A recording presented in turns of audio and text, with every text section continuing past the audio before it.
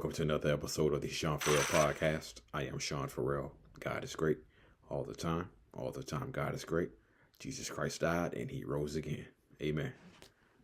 Let me fix my... I gotta fix my hood. There we go. There we go. My hood was crooked. Okay. Anyway, let's get right to it, y'all. Let's get right into it. So, the 86 Rockets advanced to the finals against the Boston Celtics, okay? And they lost the first two games by an average of 17 points. They lost game one, 112 to 100. And they lost game two, 117 to 95. And I went back and I watched that game too, okay?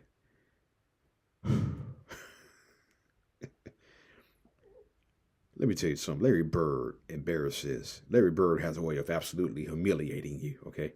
Michael Jordan, Magic Johnson, and Larry Bird actually have their ways of humiliating you. And the Celtics humiliated the Rockets by their brilliant passing, and Larry Bird made some of the most outrageous shots and passes I've ever seen, and he absolutely humiliated the Houston Rockets, okay? And so, Hakeem Olajuwon had this to say after game two. He said, "It's a disgrace not even to be in competition for the Celtics. If we play like that at home, we ought to give it up." That was Hakeem after game two. Okay.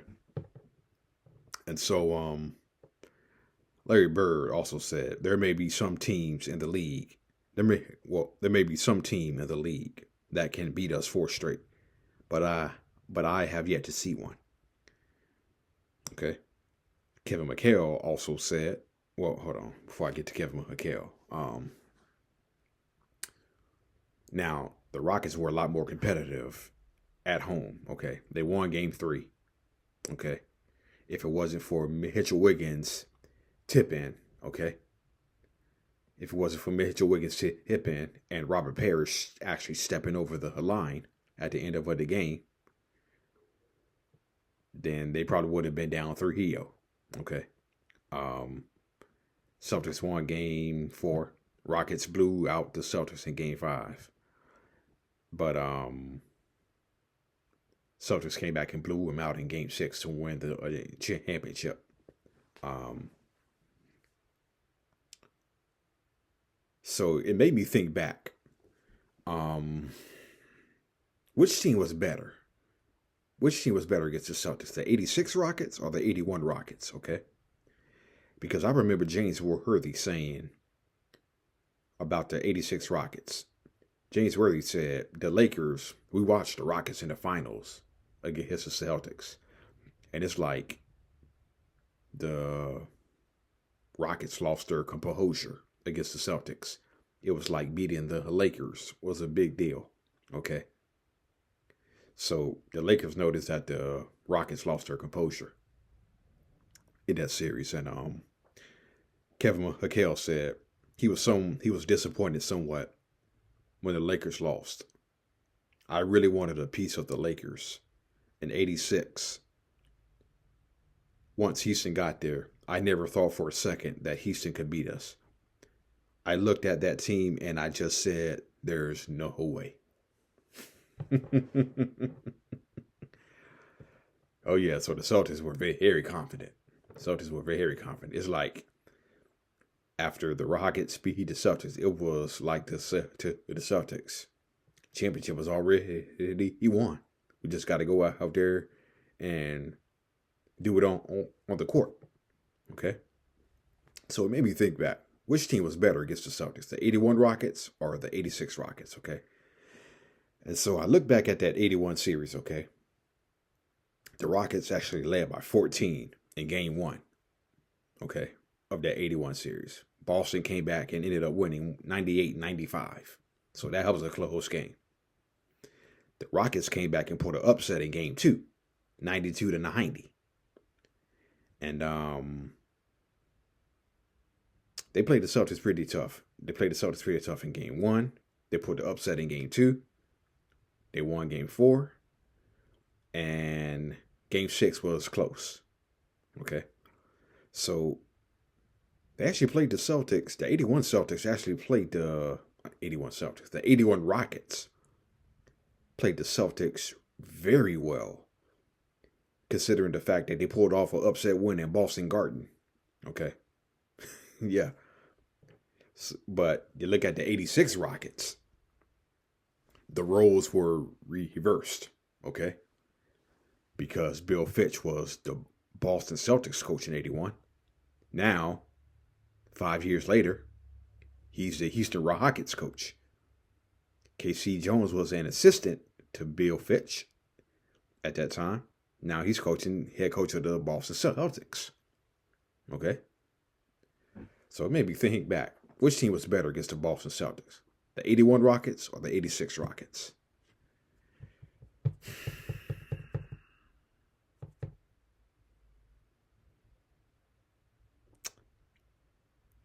I'm sorry, but I'm going to have to give a slight edge to the 81 Rockets. Going to have to give a slight edge to the 81 Rockets because of the simple fact that they pulled an upset win at Boston Garden. Okay? So maybe it's the 86 Rockets. Maybe y'all did disagree with me. Okay? That's fine. Anyway, though. So this. One of the worst calls I have ever seen in playoff history occurred in the 2002 NBA playoffs, okay? One of the worst calls in history occurred in the 2002 NBA playoffs, and I'm not talking about Lakers versus Kings, okay?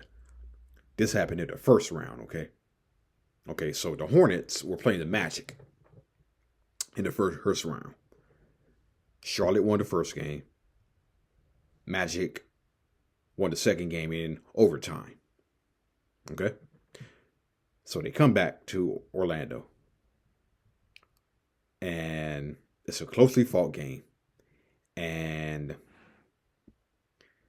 Charlotte's inbounding the ball. Baron Davis clearly gets to... I'm not going to tell you what had happened, okay? I'm not going to tell you what had happened without showing you the video. This is what had happened. Here it is. Davis at the buzzer. No, yes, no, it's waved off. Bernie Fryer says no, it will not count. He was waving immediately. It was so close. My goodness. Bernie Fryer says no.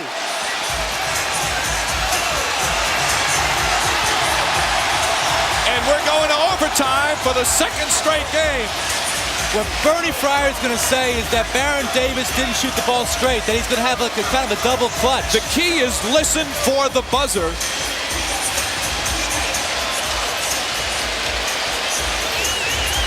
Now, he gets it off. He gets it off according to the clock there. The key, the officials on this play go by the buzzer. That shot was off in plenty of time. I mean, there's time on the clock. There's no question about that. From that standpoint, the replay shows it. Fryer right away waved it off. As the ball was in the air, he was waving it off. Now, that's listen for the clock. The sound of the buzzer.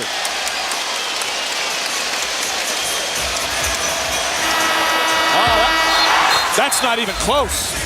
It really isn't. I don't know. I mean, all I can think of is that when Baron Davis caught that ball in the air, he kind of gave a quick hitch on his shot, but he threw that thing up there as quick as you possibly could.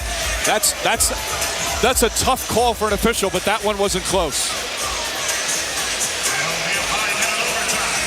You know, this is absolutely. This is one of those times where I like the rule where you can come back and check the replays to decide a game, because as a coach, even if I was on the other side of this, you want the right outcome. All right, let's take a look at it one more time.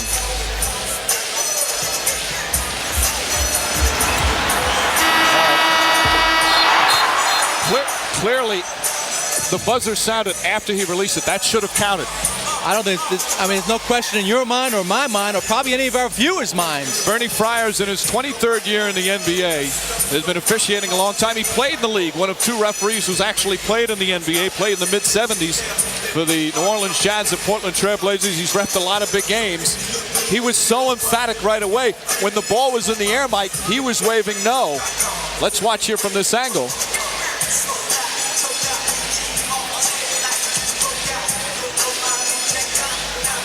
And Davis threw it up right away. You could see the clock in the background. Yep. The ball was already released from his hands. So we'll go to overtime for the second straight game.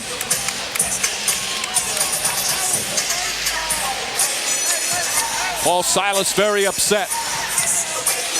He was really hot talking to Bernie Fryer.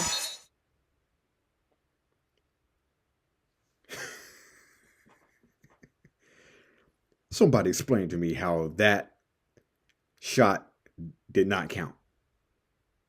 Somebody explain to me how that shot did not count. Okay? Somebody explain to me how that shot did not count. Baron Davis clearly got the shot off before the buzzer sounded. I watched that game, okay?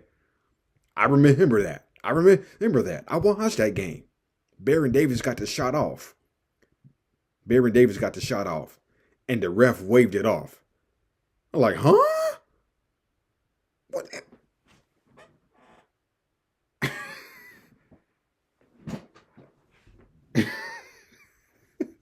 Are you kidding me? That had to be one of the worst calls in playoff history. Come on.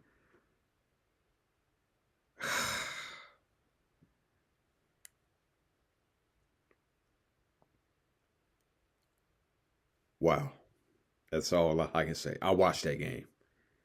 And I was surprised that Baron Davis hit the game-winning shot. But then the refs waved it off. And I was like, huh? Because I was pulling for the Orlando Magic. I wanted the Orlando Magic to win. But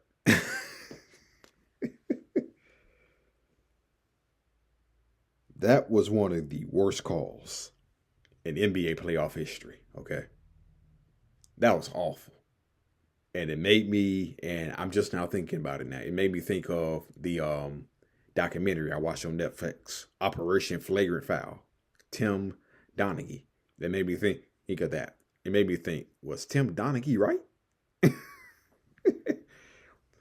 Was Tim Donaghy right?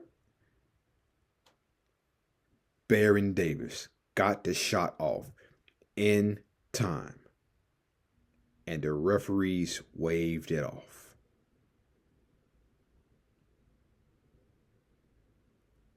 I can't explain it. I can't explain that. I cannot explain that. And maybe y'all all can down in the comments, but I can't explain. I cannot explain that because that was just awful. That was absolutely one of the most atrocious calls in NBA playoff history, okay? But it happened. Go figure. I don't know. Anyway, that's it. That's all for Throwing It Back with Sean Farrell.